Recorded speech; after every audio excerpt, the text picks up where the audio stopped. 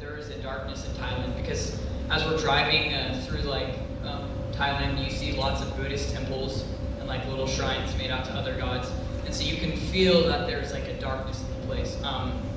One of the cool things is, you've heard a lot about it, but we got to go to Soza Life, and Soza Life had this like sense of like peace and restoration, and you could feel that God was in the place, and it was really cool. Like immediately you stepped in, there was like this peace about it that was really cool to feel and see.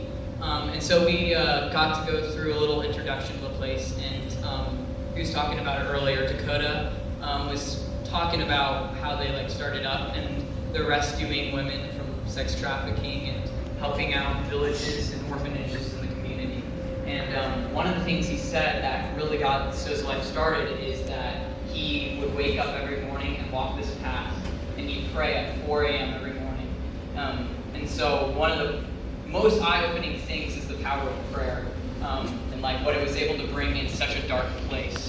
But it was really interesting to see, like even as we went out to the streets, Sarah talked about it a little bit, but everyone I talked to, because we did some street evangelism, everyone was an atheist. So it was really interesting to see like how many people didn't want to believe in God.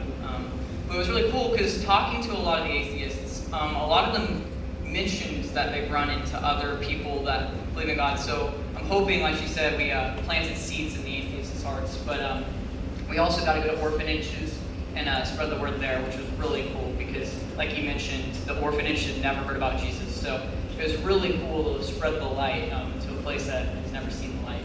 And so I just want to encourage you all. I think we all get used to our homes, but this place is also a spiritual warfare. And so I encourage you guys to all go out in your schools and reach the people that have heard about Jesus. Yeah, super good. As Gabe's coming, I'll tell you a little bit about that. We got the opportunity.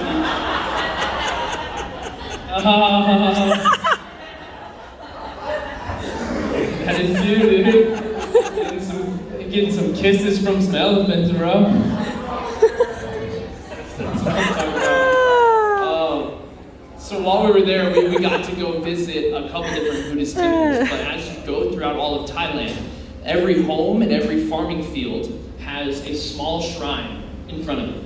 And every one of these shrines is like a dedication point, dedicating the home and the field and the family to this other religion, to Buddha, or some of them were Hindu, so to like different Hindu gods. And so as we would travel throughout all of Thailand, like Bryce was talking about, there were places that really had a dark presence about them, because it was a place where they were trapped in a lie and sacrificing part of themselves to these other gods. And so being able to step in with the light of Jesus in some people for the first time is just very transforming. So it was really cool, Bryce, we shared. That was awesome. All right. What's up, dude? My name is Gabriel. And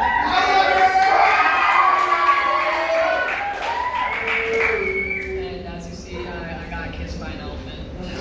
It's my first kiss.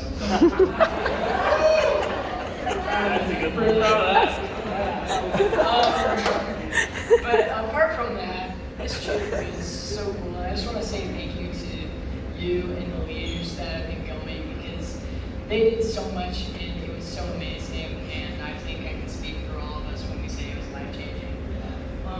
So I don't know where to start. Sozo Life, like Bryce said, when we drove in, it was like morning, and we all stepped out. And like since Thailand, what you and Bryce were saying, the Buddhist temples, you could just feel it. It was like you can feel the presence of, there's like battles raging. It's like, it's different than if you see a Buddhist temple in Kansas than Thailand. And so we step out to Sozo Life and like, we feel God here. Like it was like a haven. There was these trees, it just looked beautiful. And we started making the paths that Dakota could pray on.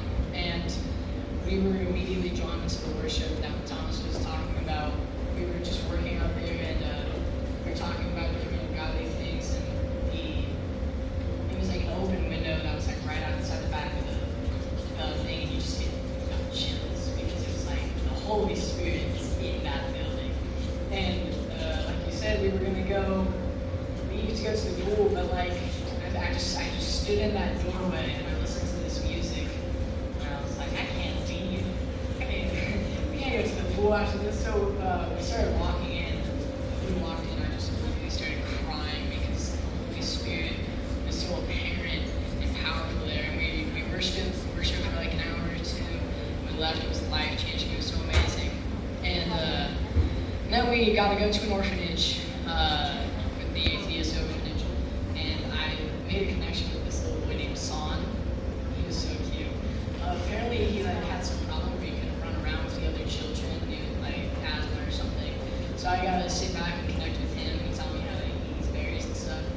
And near the end, he started singing, "On way, Jesus," like he was like singing to me while he was on my shoulder. And I was like, "Yeah, it was good." And he would like grab my cross and point at it. And he drew a little cross on his shirt that we gave him. And I was like, yeah. And I said, I wrote Jesus on it. And I said, Jesus. And it was cool because at the end he raised his hand and gave his life to Jesus. And I was so touched by that and moved because we poured so much time into them. And I feel like it's actually going to make a change. And we also, some of them had phones. So we got to see them record the altar call and stuff. And so maybe they might not understand it now. When they go back and watch those recordings on their phones, they're going to be like, wow, this is actually a real thing. So I thought that was cool and powerful. Yeah, super cool, dude.